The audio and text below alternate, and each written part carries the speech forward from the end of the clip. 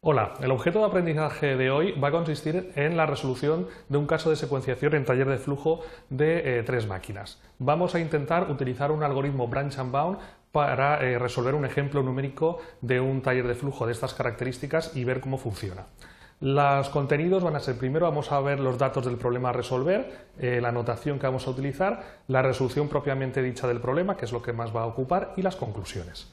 Los datos del problema: vamos a suponer que tenemos un taller de flujo de tres máquinas, M1, M2 y M3, donde tenemos que secuenciar 4 trabajos. Todos ellos tienen que pasar primero por la máquina 1, luego por la máquina 2 y luego por la máquina 3. Lo que no sabemos es la secuencia. Por ejemplo, el trabajo 1 necesita 2 unidades de tiempo para ser procesado en la máquina 1, 1 unidad de tiempo en la máquina 2 y 2 unidades de tiempo en la máquina 3. La notación que vamos a utilizar es: en primer lugar, vamos a denominar J sub R a la secuencia parcial formada por los R primeros trabajos en la secuencia final. En este ejemplo, por ejemplo, J sub 3 estaría formada por los trabajos 7, 1, 3, J sub 6 por los trabajos 7, 1, 3, 6, 8, 5. También denominaremos C sub J sub RJ la fecha de fin del último trabajo de la secuencia parcial J sub R en la máquina J.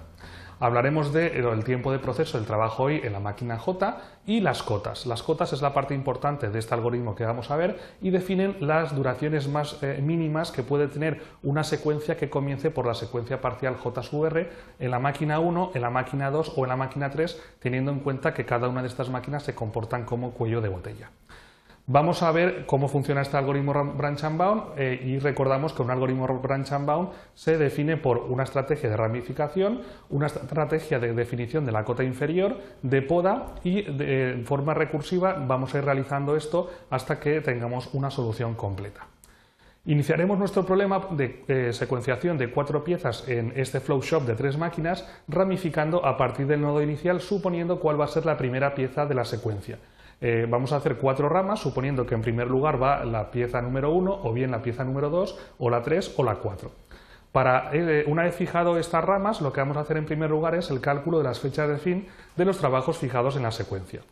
Para eso, lo que nos apoyaremos será en los tiempos de proceso y supondremos que a partir de estos tiempos de proceso podemos secuenciar y podemos definir la fecha de fin de cada uno de los trabajos que vamos fijando en las secuencias parciales en las diferentes máquinas. Por ejemplo, si fijamos el trabajo 1 como primero de la secuencia, en la máquina 1 acabará en el instante 2, ya que 2 es su tiempo de proceso en esta máquina y no hay ningún trabajo antes que él. A continuación, en la máquina 2 pasa este trabajo también y su fecha de fin va a ser 3, que es la suma de los tiempos de proceso en la máquina 1 y en la máquina 2. Y finalmente, en la última máquina sería de 5, que es la suma de los tiempos de proceso en todas las máquinas por donde ha pasado. De este modo tenemos una serie de expresiones recursivas que nos ayudan a calcular para cada uno de los trabajos de la secuencia parcial cuál va a ser la fecha de fin en cada una de las 3 máquinas del taller. Esto mismo lo podemos aplicar suponiendo que la secuencia empieza por el trabajo 2, su tiempo de finalización en la primera máquina sería 1, de 6 en la segunda máquina y de 7 en la última máquina. Del mismo modo lo vamos a hacer para las otras 2 ramas del árbol del branch and bound, la que empieza por el trabajo 3 y la que empieza por el trabajo 4. Con eso ya tendríamos las fechas de fin de ese primer trabajo secuenciado, sea cual sea la hipótesis que hacemos, en las máquinas del taller. A continuación, lo que vamos a hacer es el cálculo de las cotas de duración mínima de las 3 máquinas y para eso utilizaremos las expresiones de las cotas, que lo que hacen es simplemente suponer que la máquina en cuestión, bien sea la 1, la 2 o la 3, se comporta como cuello de botella dentro del taller de flujo. Para eso lo que hacemos en primer lugar es calcular para la secuencia parcial que empieza por el trabajo 1 cuál sería la cota LBJR super 1, que es, ya digo, suponiendo que la máquina número 1 es la que se comporta como cuello de botella. Para eso lo primero que hacemos es nos apoyamos en la fecha de fin del trabajo número 1 en esta primera máquina. A continuación sumaremos los tiempos de proceso del resto de trabajos que aún no han sido secuenciados y que suponemos que al ser la máquina cuello de botella no importa el orden de paso por esa máquina, y finalmente le añadiremos el menor de la suma de los tiempos de proceso de los trabajos no secuenciados en las máquinas 2 y 3. En total, todos estos valores sumados dan un total de 11. Eso quiere decir que si esta es la máquina que se comporta como cuello de botella, no hay ninguna secuencia que empiece por el trabajo 1 que acabe antes del instante 11.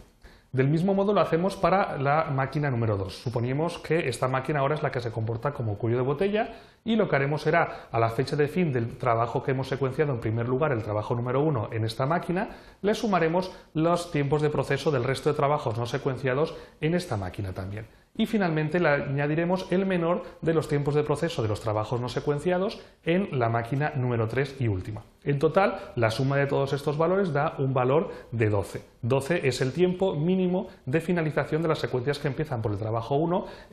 suponiendo que la máquina número 2 se comporta como cuello de botella.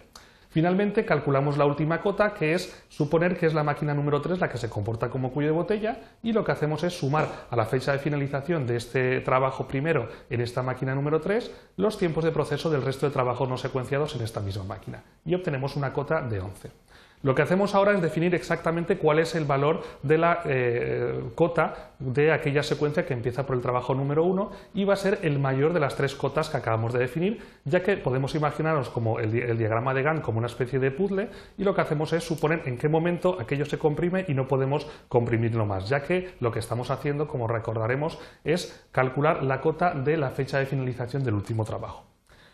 En este caso, el mayor de estas tres expresiones es 12, y lo que hacemos sería lo mismo para la secuencia que empieza por el trabajo número 2, para la que empieza por el trabajo número 3 y la que empieza por el trabajo número 4. Las cotas de duración mínima serían 12, 14, 13 y 11, y de aquellas vamos a seguir explorando en el árbol de ramificación aquella que tenga la mejor cota, porque pensamos que es la cota que daría resultados más prometedores. O sea, lo que estamos haciendo es ir por las secuencias que empiezan por la pieza número 4. A partir de aquí lo que hacemos es volverlas a ramificar, añadiendo una pieza más a esta subsecuencia, 4.1 o bien 4.2 o bien 4.3, y repetimos el proceso de cálculo de fechas de fin de esta nueva pieza secuenciada en las máquinas y de las cotas correspondientes. En este caso, la fecha de fin de la pieza número 1 en la máquina número 1 sería de 3, la suma de los tiempos de proceso de la pieza que acabamos de secuenciar y de la pieza que estamos suponiendo ahora en la secuencia.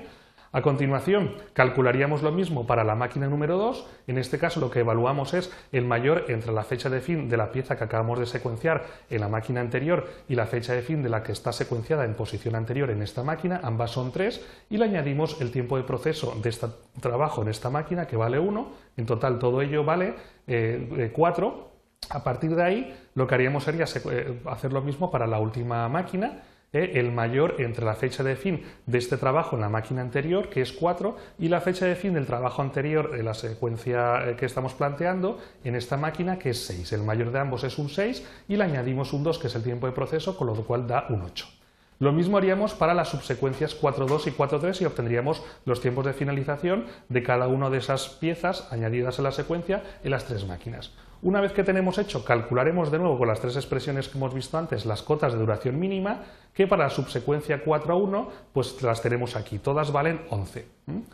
A partir de ahí evaluaríamos el mayor de ellos, que en este caso para la subsecuencia 4.1 es 11, y repetiríamos el proceso para las otras dos ramas que tenemos abiertas, las subsecuencias 4.2 y 4.3 con una duración de 13 y de 13 también. De nuevo nos quedaríamos con el mejor valor de estas secuencias abiertas, que en este caso es 11, no ha empeorado, y repetiríamos el proceso añadiendo las dos últimas ramas del árbol de exploración, porque añadimos dos piezas más, la 2 y la 3, a la subsecuencia 4.1.